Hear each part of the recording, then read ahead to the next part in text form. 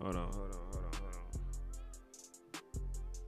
I'm uploading the video while doing the video. Y'all already know the grind don't stop, gang. Hold on, let me hit that uploading the video. What's good, y'all? It's your boy Redhandedtv. Y'all already know what time it is. Hey, gang, check it out, shorty. Now for today's video, we got secret killer leads cops into his murder shed, folks. That boy crazy, man. Why would you lead the police to where you got the bodies at? But y'all already know we finna see how he did it, what happened, what led up to it. So we finna watch today's video. But before we do that, man, make sure y'all smash that like button, man. It do help the channel grow, man. And I appreciate everybody y'all here. I know if y'all don't know by now, I know y'all heard about it. We had 700 subscribers, man. So I appreciate everybody, man. Gang them out there, folks. Never. I appreciate y'all, folks. Y'all been rocking with the kid, folks. So keep liking the videos, man. Make sure y'all subscribing and turning on notification bells, man. Y'all already know 6 p.m. every day, gang. But I ain't gonna hold y'all too much, man. Video uploading right now. The grind don't stop, man. I'm finna get up in that algorithm. You hear me? But let's get into today's video, gang. He was in a hurry, and because I guess it was raining, he wanted to get this undercover. So you weren't here when Dylan came down here? He's a friend of mine. Sure. You don't get rid of friends. This is Jim Brenner, a farmer living in the remote Utah desert. Folks say you don't, Police don't get rid of friends. But he's showing them the exact building where a missing teenager was murdered just days earlier.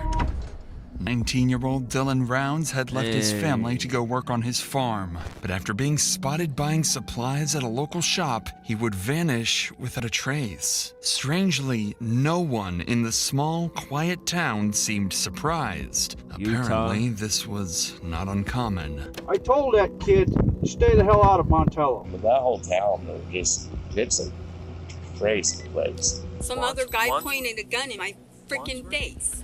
As days stretched into weeks, detectives chased a mounting list of suspects. Thieves, violent criminals, drug dealers, yet from the very beginning, the truth was there, hidden in plain sight by someone nobody suspected.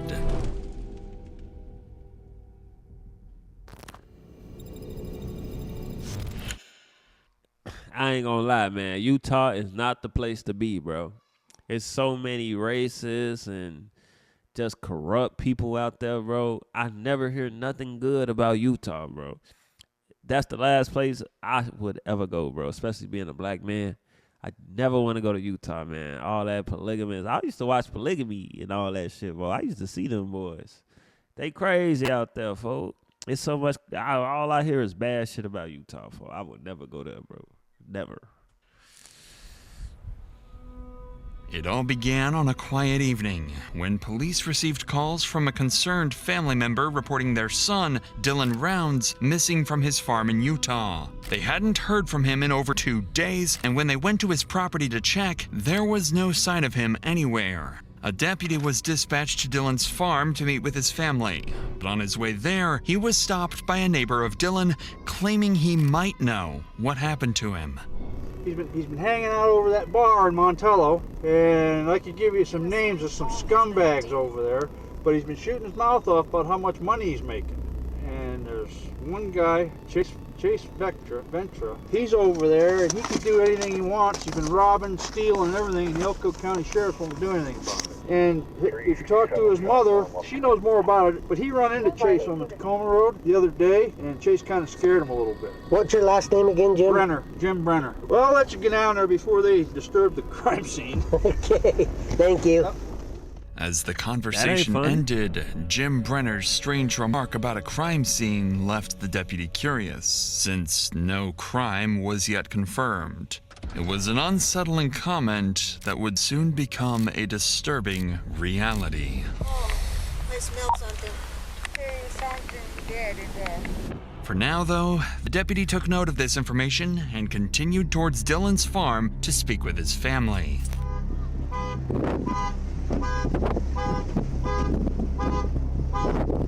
guns in there. No guns in there? Like he said, he has a 40 that he puts in the door outside.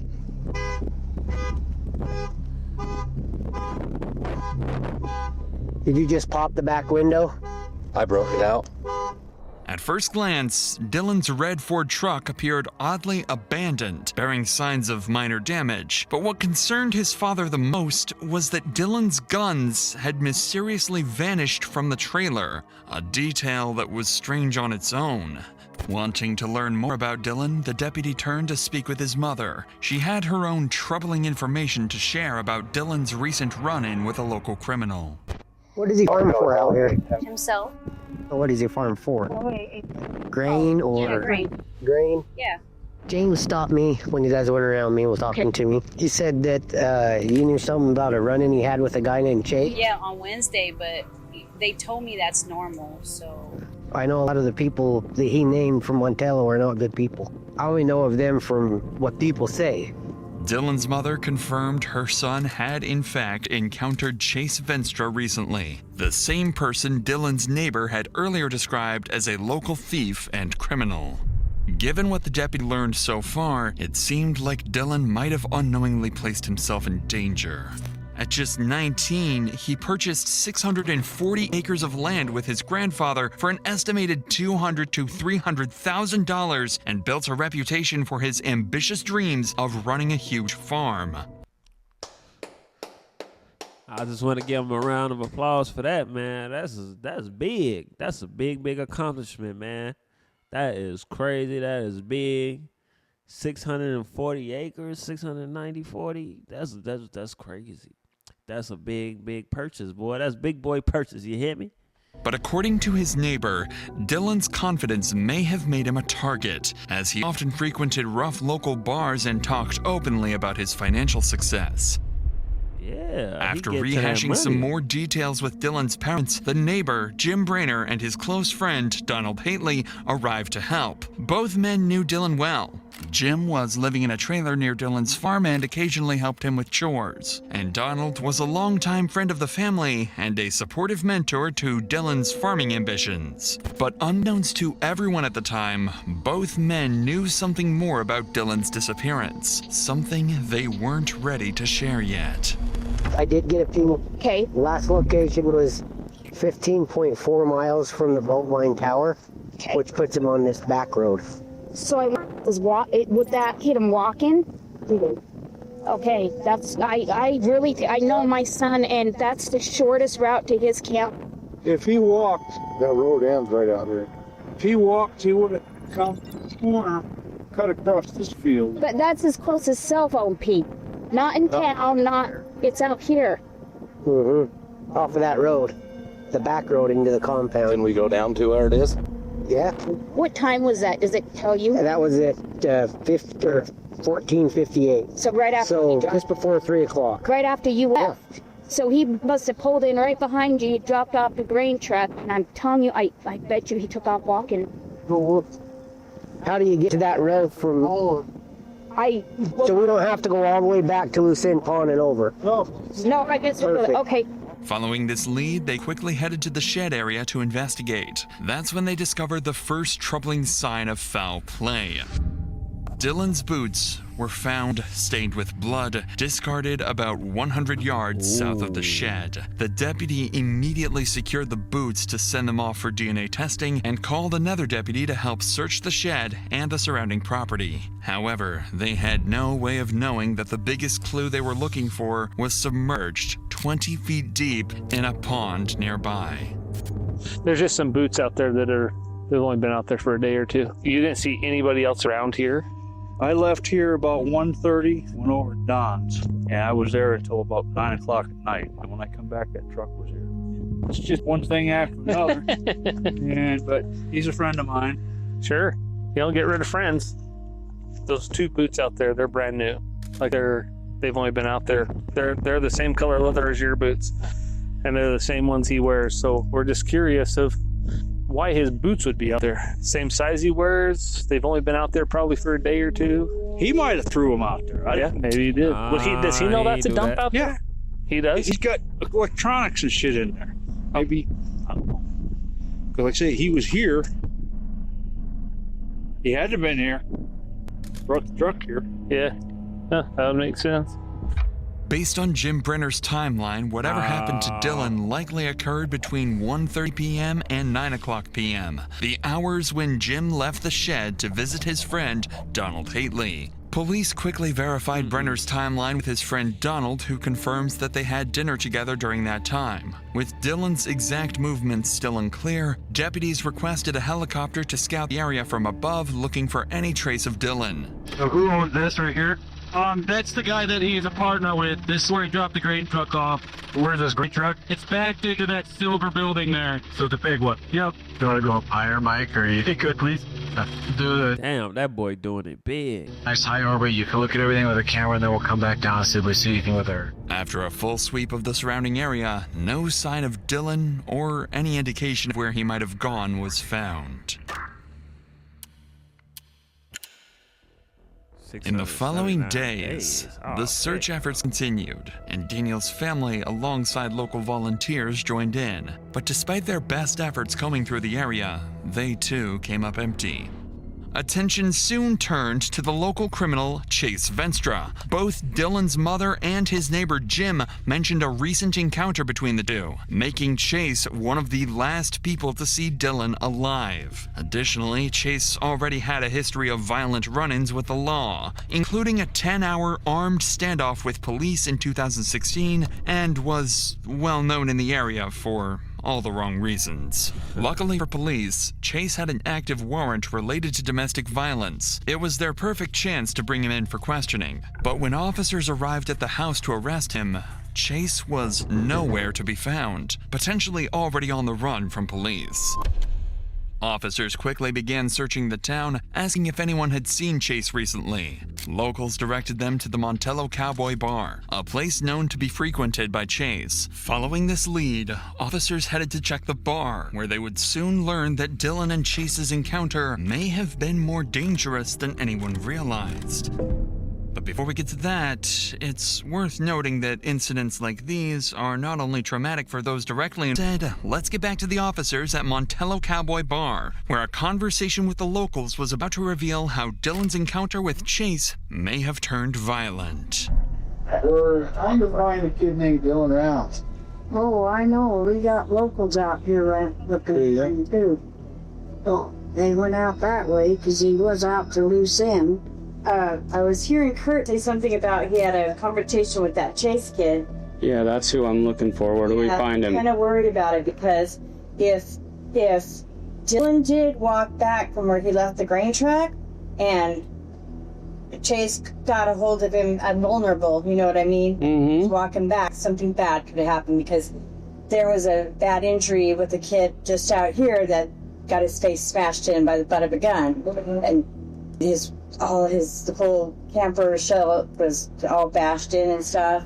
Where do we find Chase? Is he from here? Does he live here? Yeah, he does. He doesn't.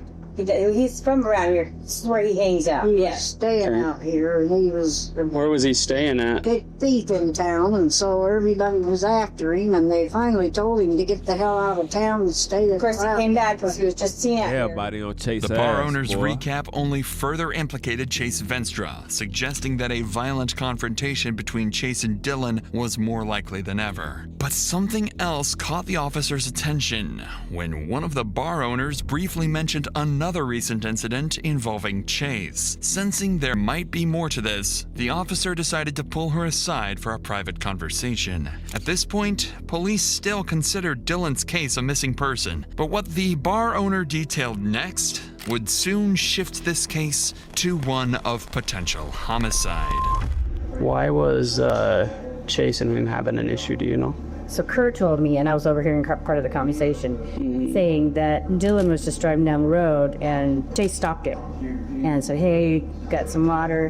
He was like, "Hey, do you know Kurt?" Da, da, da. And I guess they got an altercation about that because Chase was like, "Kurt's an asshole," da, da, da. And Dylan was like, "No, he's not. You know, he's a good guy. I work for, I do work for him, blah, blah, blah." There was an altercation. Then he went on his way. And I believe, if I'm not mistaken the conversation, that was the same day that he drove the grader, the grainer over to wherever and then whoever was there couldn't give him a ride back, so he possibly walked. That's all I know about the conversation. How does the kid getting hit with the butt of a gun, does that figure into this at all? I think it does. I think there is some, because now we're talking violence. Yeah. So this kid let his property go. He stopped making payments on his property because he's so scared.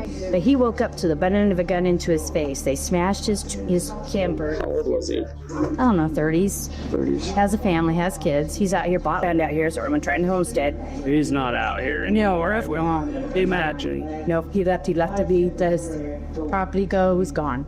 With this troubling insight, it became clear that Chase Venstra was fully capable of extreme violence. If he attacked someone else recently, he easily could have done the same to Dylan. But what no one had realized yet was that police were looking in the wrong direction the whole time, while someone far more dangerous and guilty was hiding right under their His noses. ass. He did it. He did it. Hold on. Let's go back. He did it, y'all. I swear I keep trying. I was finna say a million times. I don't think Chase did this. I think he did this. Him right here. He the motherfucking corporate right here. I bet. Far more dangerous and guilty was hiding right under their noses. The next day, while the search for Chase continued, Dylan's family reached out to police. They were conducting their own investigation and wanted to share new information they'd uncovered. Information suggesting Chase may not have acted alone. So this is the family? Yes. Okay. So tell me again what you have suspicion to believe right now. So on 525 is when Dylan ran into Chase with the desert and called me right after. He had no shoes on. Dylan wouldn't let him take his phone or give him a ride, but he did allow him to call his dad on speakerphone in Ogden, Utah. Okay. Dylan allowed Chase. Dylan allowed Chase to, and then he gave him some coke, and then his dad called Dylan back, and Dylan sent the pin from his phone to where Chase was. Okay. So then we fast forward to 528, which was Saturday. Dylan was heard from in the morning. He talked to his grandma, and he was going to take the grain truck to the shed to put it in shelter because it was raining. Okay. So at this point, we assumed he was walking back across the desert to a camper because he didn't have a ride. This is in the middle of nowhere. Yeah. Okay. Is that out? Lucin. Yeah. Okay. Okay. So then 529, they continued to look for him. 530, we all got here to Dylan's last known location in Lucin, filed the police report, got search and rescue out. That's when we found Dylan's boots about 400 yards from where his last known location was, tossed out behind a dirt pile, just out in the desert. So then today we kept searching, and that's when these guys got us the information, about 3 o'clock today? We know that this Robert guy took Chase out to the desert where Dylan is the day Dylan went missing. The man Dylan's mother mentioned would turn out to be Robert Aviles. He had an active arrest warrant and reportedly gave Chase Venstra a ride to Dylan's place on the day he disappeared. The family also suspected that Chase could be at Robert's house, so finding him became a priority in locating their prime suspect and hopefully Dylan himself. Officers quickly moved to track down Robert Aviles, and their first stop was Robert's residence, where they came into contact with his mother. Missing and in danger. I don't know who that would be. Okay. I'm sorry, but I have no idea. He's supposed to be hanging out with a guy named Chase. And Robert. Okay, I don't know. Chase might have an idea, but my son's been homesick. And he's been in bed all day. And he's been home all night. That don't sound right. I don't know. I'm just wondering. So who's all in your house? Nobody. Nobody's in there right now? No, my son is in his trailer. And where's that at? In the backyard. In the backyard? Yeah. Well, we're just trying to find it. And no one came home with him. So. Nobody came home with him? No. Okay. Is Chase here? No. I don't let Chase on my property after I found him inside my home when I wasn't home. We were told that there's possibly a kidnapping. Missing kid. Oh, being here. Yeah, no. You can feel free to look around. Hostage situation? Like he's not being... No. See, that's why we're here, ma'am. I'm not about a car. Look around if you want to. but there's Is that no one okay? here Would be but my okay. son, and he's sleeping. After speaking with Robert's mother, officers conducted a thorough search of the property, but found no sign of Dylan or Chase. But they soon located Robert inside his trailer, and he was quickly arrested and transported to the let's go police take care station of for the warrants. questioning.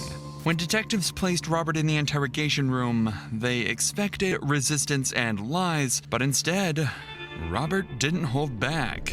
So you said that Chase had taken guns from somebody. Did he admit to you, like, where he got his guns? No, this is what I thought he got arrested for the first time. What he was in jail for when I came back. I asked Chase that. I was like, hey man, I heard you got arrested. He's like, nah, that's just all Montello gossip, blah, blah, blah, blah, blah, right? So I'm kind of weary after giving him a ride. I tried to show one of my mom's friends, been out there in the community for a long time. He gave me his scenario. He thinks Chase did it too, okay? Now, I don't know the time frames because I'm not good with time like I told you guys. I did the best I could by contacting the store lady and asking her what day I gave Chase a ride. You know, because I didn't even know what day I gave Chase a ride. I didn't even know what day the kid came up missing. I didn't even know there was a kid missing until the Nevada police came knocking on our door wanting to search our residence. You know what I mean? And that's the truth.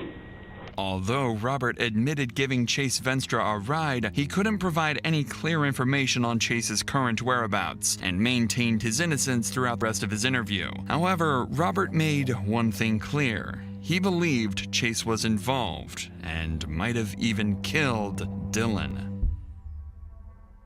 Damn, everybody think Chase did it. I don't The think following Chase did night, something strange happened at Dylan's trailer in the Lucent Desert. It seemed someone had quietly returned and tampered with items inside. An officer was quickly sent out to photograph and document the scene, accompanied by Dylan's father, who'd share more details about the troubling discovery. Okay, the shotgun is in a house in Rigby. Okay. That is my grandfather's that I bought, and he has a room up there, and that was the 40. It's not in here. We looked in his camper, didn't find it. There's somebody no key close fob to for them, the bro. truck, so when I broke the window, the alarm went off. We undid the battery. No key fob. We looked in his camper and all the cupboards and stuff, looked in the bathroom, nothing. My mother came here. She has real bad arthritis. My sister was here. We were all out searching. She used the bathroom. Dylan hadn't flushed it. You'll see in here. It's really nasty. So my sister went in and cleaned it. Still no gun. Later, my son and JD came in, and the gun was sitting on a sink. It's outside of the bathroom, but right by the bathroom door where the toilet and the shower is the sink, but it's not in the bathroom. The gun was sitting right there with the clip outside of it. Okay. Sitting there. So my son and JD didn't think much of it. They grabbed the gun, put it in my truck. I didn't think much of it. Oh, they found the gun. I don't know. Then we started realizing that it wasn't there when my sister cleaned the bathroom for my mom to use and all that, and it was there. This discovery was an alarming indication that someone was actively trying to cover up their involvement in Dylan's disappearance. But his father had one more thing to share. Something about an old confrontation with someone police hadn't yet fully considered in their investigation. What was Chase's ties to out here? I don't know about Chase. Okay. Hardly any. But the whole town knows him. But that whole town, it's a crazy place. They're just all like, they're all nutty for one thing. Mm-hmm. The only people that I know of that really were in contact with Dylan is I hear the Chase guy, I didn't know it. But Don and Jim. Jim was the guy the place you guys were at. Jim did. Jim came out here and helped. Jim came to Rigby, where I live. I live in Rigby and Idaho Falls area. Dylan bought like 800 pigs or something from the Midwest when the pandemic hit. Whatever the corona. They brought them to my farm and I was pissed. And Jim was there and I unleashed on him, told him to get the hell out of here. He called Dylan and told me he's going to blow my head off. Dylan called me, he got all mad. So when I found out he was going to blow my head off, I had to go see him. He's walking down the lane of the farm with a big old pistol, and my dad calmed him down and calmed me down. Then he came back this winter to my shop to work on that seed truck. Fine, everything was fine, and I realized it's Dylan's friend. I'm not going to worry about this, you know what I mean? I got to bend ties with myself. According to Dylan's father, there were no further escalations after his confrontation with Jim Brainerd at the time. At this point, no one had any real reason to suspect Jim Brainerd or Donald Hately. After all, they'd been actively helping the family, joining search and rescue efforts, and fully cooperating with police. However, the confrontation described by Dylan's father was serious enough for the officer to take note of it. After leaving the scene, he passed this information to detectives, prompting a deeper look into Jim Brainerd's past, and what detectives uncovered wasn't entirely unexpected. A criminal past including convictions for aggravated assault and multiple weapons charges, as well as a pre-existing federal active warrant for being a restricted person in possession of a firearm. Brenner's violent history and his close proximity to Dylan's farm were enough for detectives to flag him as a person of interest, alongside their primary suspect, Chase Venstra. Chase ain't do it, man. The following day, officers moved quickly to serve Brenner's arrest warrant and bring him in for questioning. They soon spotted him casually heading back towards the grain shed with his close friend, Donald Hately. What could I do for you guys? Well, we just had a couple things we wanted to talk to you about. We're still trying to figure stuff out, you know, and just have you guys heard or seen anything these days? Anything new? This trash over here. I know names, I know people, I know nobody seems to want to listen to me. They're the ones coming over stealing shit. Are they? Yeah. Chase Vestra. And Robert Aviles are the one that robbed Michael Moore up here. But everybody keeps saying, we need 5 bullets. That's so easy to blame them, man. They trying to railroad them and blame them. That's easy targets, bro. Everybody want to blame them. It's these two fools right here. You need to kick freaking rat's nuts over there open, and people are going to start talking. That's the only way you're going to find out about Dylan. There's a warrant for your arrest. I'm going to let you know about it right now. From Maryland? So we're going to pick you up and take you to jail with us. Oh, God damn it. So what I want you to do, I know before you talk, you place your hands on your head for me. Interlock your fingers, okay? Jim pointing fingers at Robert and Chase was understandable, given witness statements and allegations. But Jim's own criminal past and proximity to Dylan made him equally suspicious. Detectives transported him to the police station, planning to use the unrelated warrant charges as an opportunity to question him further about Dylan. Though they didn't expect much new information from Jim, this routine questioning was about to lead to an unexpected breakthrough. The warrant has been issued, and we're obligated by law. We found it, sir. I don't know if you realize this, but there's other bigger problems going on over there than this. I'm not here to talk to you about that warrant. You just got brought in on that warrant. Okay. We would like to talk to you about the other things that are going on out there. We've got kids. I understand that. Fine. And I know them better than you do. I work for them. That's why you're one of the reasons why I'm sitting there. Yeah. Because I know you know him. Dylan used to go in the bar and been bragging about how much money he's making. Dylan never carried money on him. Bought everything with a credit card. But if he did have $1 in his wallet, he wouldn't give it up. And I think this is a strong arm robbery. Somebody thought they'd see this little 5'5" kid, and they think they figured, we're going to get this guy. We're going to rob this guy. We're going to intimidate him. Dylan don't intimidate him. With the strong arm robbery, who do you believe did? Chase and Robert Aviles. Is there any reason anyone would say you did it? If I did this, I'd be one sick son of a bitch. Well, there's got to be somebody that's some sick son of a bitch somewhere. What about Don? I've known Don for over 2 years, and Don's gone out of his way to help Dylan just like I have.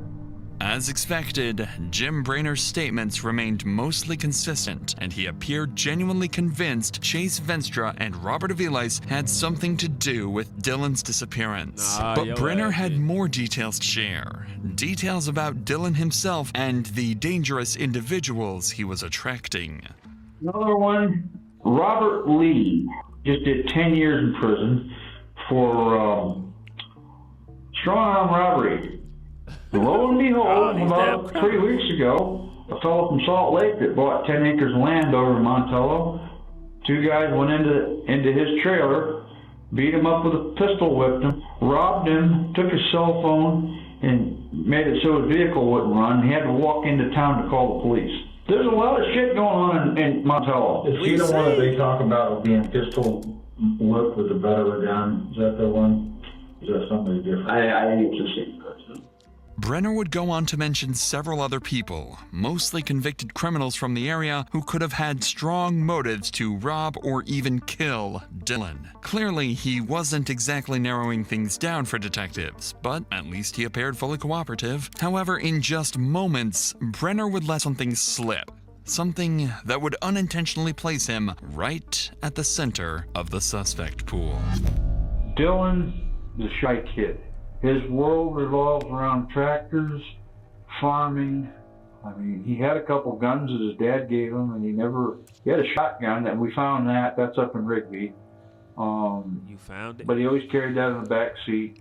And the pistol he had, they found that, and he was afraid to keep that loaded. He used to keep the gun in the console and keep a loaded magazine. And I told him, I said, Dylan, you either need to learn how to use that thing or put it somewhere. I said, that's going to get you killed. And it was a little late for that, but I was telling his dad that too. Needless to say, Jim's choice of words wasn't ideal, and this wasn't the first time his statements had raised eyebrows, as he'd previously made a similar a little late for that, so yeah, you assuming he dead. Remark when Dylan first went missing, speaking about him as if he was already dead. Although several days had passed and the possibility of foul play was growing, detectives still found his comments odd. But with the rest of Brenner's interview yielding nothing new, investigators booked him into jail on his unrelated firearm possession warrant, giving them time to further investigate any possible involvement.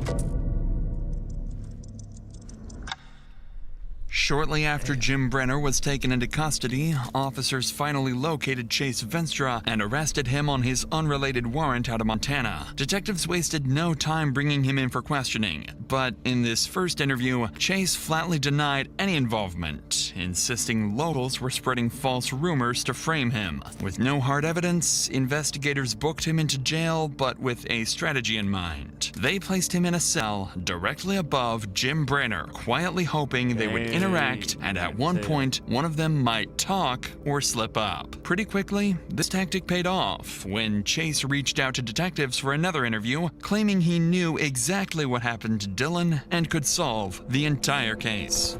I came to talk to you. Ken's called you. She actually didn't call me. Ross called me and said that you were looking to talk about Brenner. Was it Brenner and just the case, basically, right? Yeah, they put me in there. I'm the cell above Brenner. Okay. I've gotten to talk to him. I've talked to other cellmates. I know a lot. Okay. I know a lot. I can put this thing to bed for you. Well, I mean, honestly, to be straightforward with you, I can't do anything about the charges. Me myself, right? They got to be federal, right? No, they're state. Oh, so I didn't even know that there were any. So I want them charges dropped. I'll solve this case for you. All right. I'm not able to do it, so I just came to talk to you to see if you had something you wanted to tell me. I've got everything to tell you, but when I'm out of these chains and in my clothes, well, and that's what I'm saying. I can't make that kind of deal with you, so it's fine if you don't want to. That's what I want. That's fine. I just want to be left alone. I want, like, we got an ultrasound on my new baby tomorrow. I want to go be there with her. This is her first baby. I'm applying for a job with the state out there. I hope you get it. I'm done with this thing. I've been dragged through the mud with this thing with Dylan. I know how it happened, where it happened, when. I know what was used, where it's at. Okay. I can put this whole thing to bed for you guys. Well. Okay. And I hate to. I wish you could, but there's not anything I can offer you. Yeah, I hate to be that way with you, but I've got to look out for me. Unfortunately for detectives, their strategy backfired. Now Chase wanted to bargain his freedom in exchange for information he claimed to have. But investigators had little reason to trust Chase, and without an agreement to drop his gun charges, the interview ended without providing any new leads. know the whole case, y'all. Do something. On June 28th, exactly a month since Dylan went missing, police were called out after a witness reported finding something suspicious in the desert. A burial site with clear signs of something dead inside. Oh. Oh, I smell something. Somebody came in and opened it. It wasn't like this. This wasn't here either. Oh. Okay, go ahead and step away. There's something dead in there. Yeah. Yeah, he killed it, poor baby. He killed it. Yeah, so this is the only one that you found, huh? Okay. Yeah, but it wasn't like this yesterday, though. Damn, Somebody came and opened it. Somebody out there. Yeah. So how did it look like? This was flat. So this was on top, and then there was another wood. Hey, man. So there is a grave, but there appears to be maybe 2 dogs, maybe 2 or 3 dogs. Yeah, that's not true. Yeah, 2 or 3 dogs inside. It looks like it's been here for some time.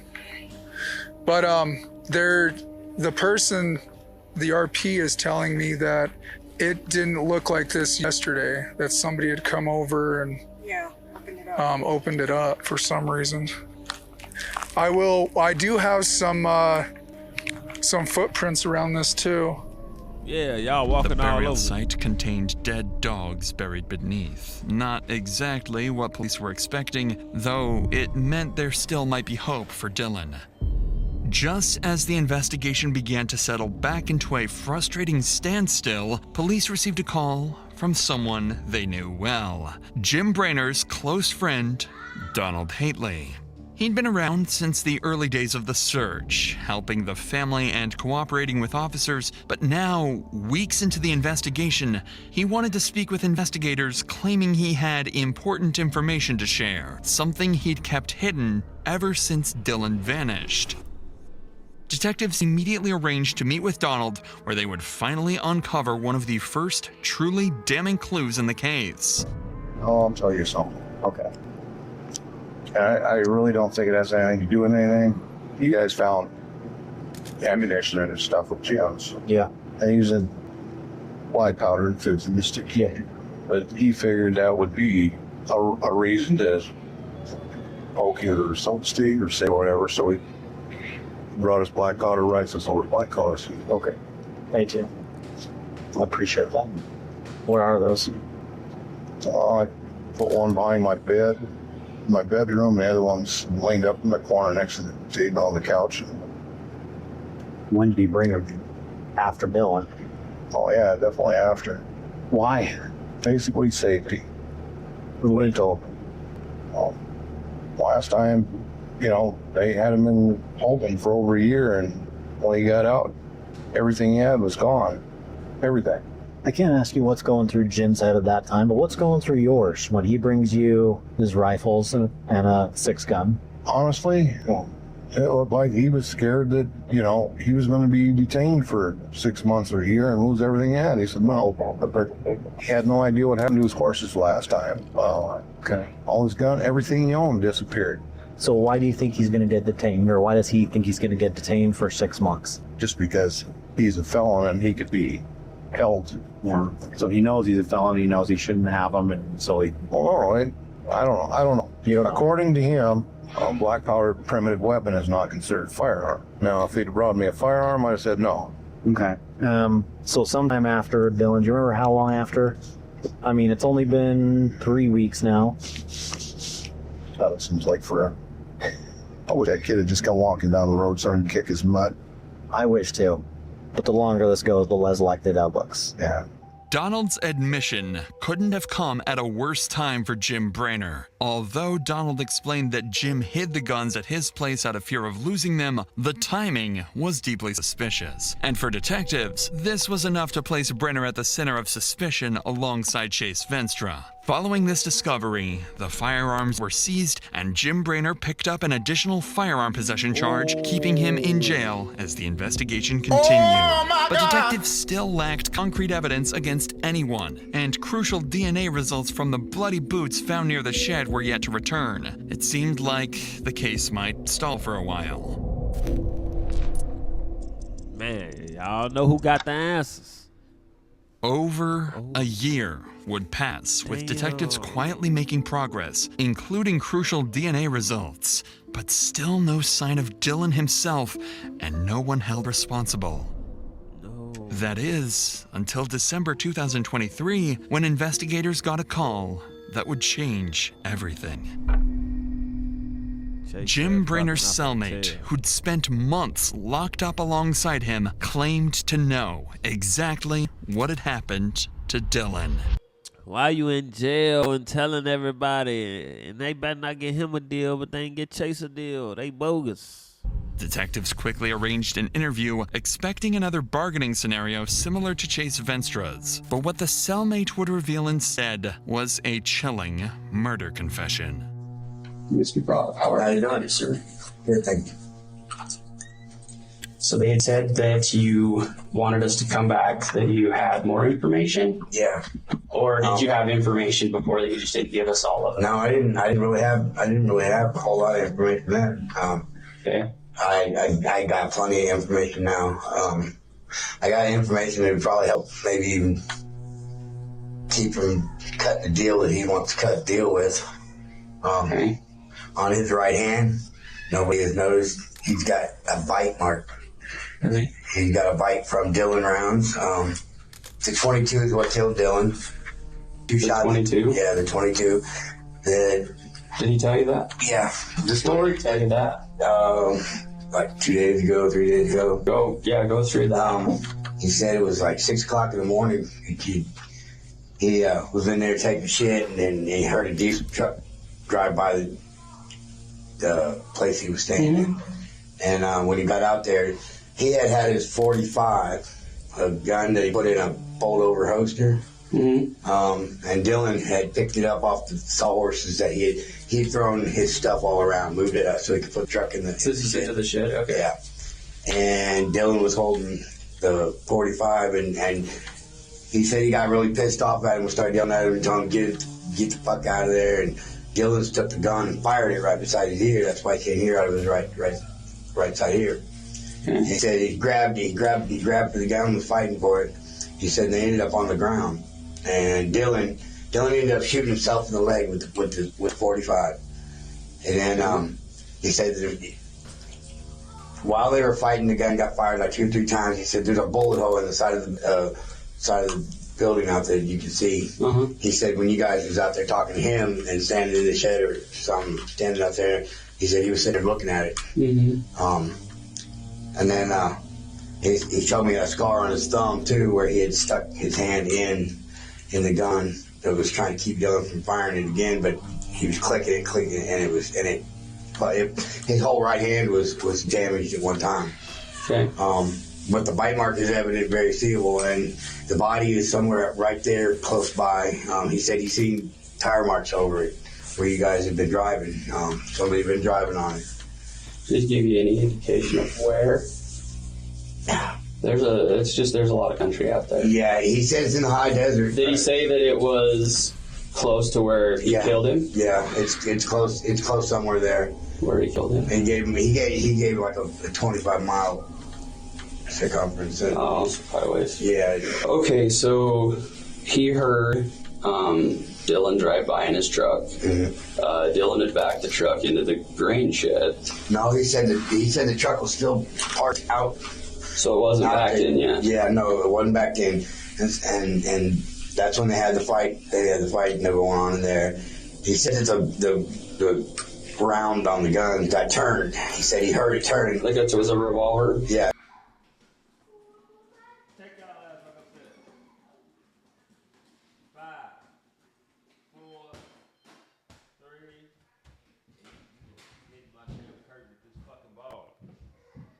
Don't come back. That was okay. He said he got to the chance where Dylan had let quit biting him on his wrist. He had latched onto him, and he said he got up and he took off out, and that's when he got to 22. Dylan told him to bring his ass back in there, or he was going to shoot the horse. The horse was standing outside. Into the grain shed? Yeah. Talking about? Okay.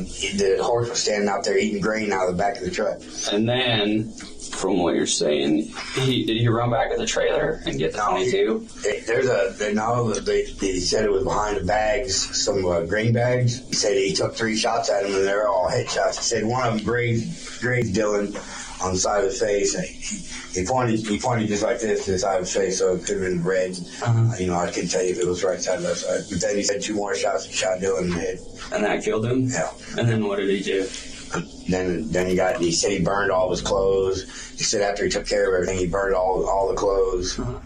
The revelations from Brynner's cellmate were chilling, to say the least. According to him, the argument that ended Dylan's life stemmed from Brynner being irritated with Dylan for repeatedly using the shed he considered his own workspace. After killing Dylan, Brynner attempted to cover up his crime by loading Dylan's body onto a backhoe, burying him deep in a remote stretch of the desert nearby. He then concealed the guns at Donald Hately's place and discarded Dylan's phone in a nearby pond, unaware it had recorded a damning, irrefutable proof of his crime. In addition to this confession, detectives turned back to the bloody boot DNA evidence they received a few months earlier. The state lab report confirms the blood belonged to Dylan, but they also found touch DNA matching Jim Brynner on the boots. Using this evidence, investigators then secured a search warrant for Brynner's phone, and by analyzing its data, they confirmed his device had traveled toward a nearby pond the day Dylan vanished. After searching the pond, they retrieved Dylan's phone containing crucial evidence. A video clearly showing Jim Brynner in a blood-stained shirt cleaning a gun. At this point, there was no longer any doubt. Jim Brynner killed Dylan Rounds and had been hiding in plain sight all along.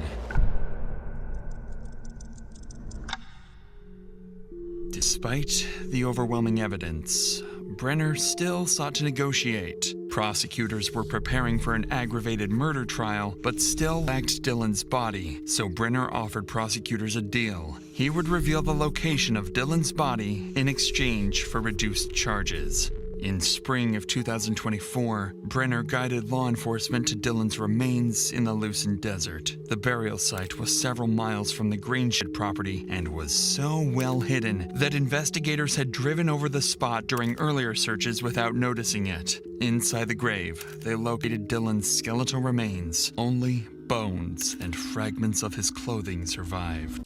Man, that's crazy. He was right there the whole time. I told y'all it wasn't Chase, man. It just seemed too fishy that everybody wanted to just blame Chase. And I ain't like Jim answers. It seemed like he couldn't answer the questions the right way at first. But, man, that's crazy. That's sad. That young man had a bright future. Good head on his shoulder, man. Dang, man, he was making a lot of money. He was making big boy moves, man, as a kid, man. Not even a kid, but, a young man. That's the kind of friend I need to hang around. God damn it, he had it going on. That's just crazy, man. Jealousy, envy, all that stuff, man. He really just mad. Mad the young man out here doing this thing. That's bogus, man. They all bogus, though. Everybody had their eyes on them. When you're doing good, man, that's why you can't be too flashy, man, because people will see your success and be envious, folks. But, damn, man, I'm proud of him, man. Like, he was doing so good for himself. But that's just crazy, man. They ended that man's life too early.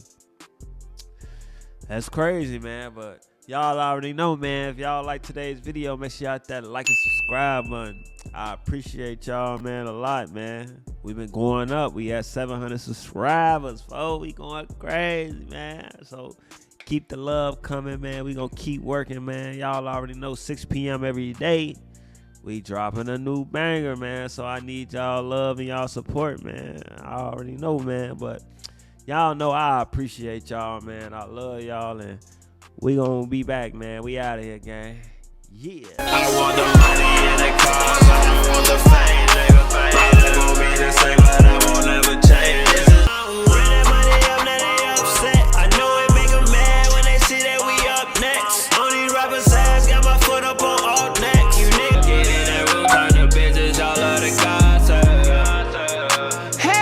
breaks from these heartaches. I'm so numb to this shit. I'm so numb to this shit. I'm so numb to the pain, lost my brothers to the game. Shit'll never be the same. It'll never be the same.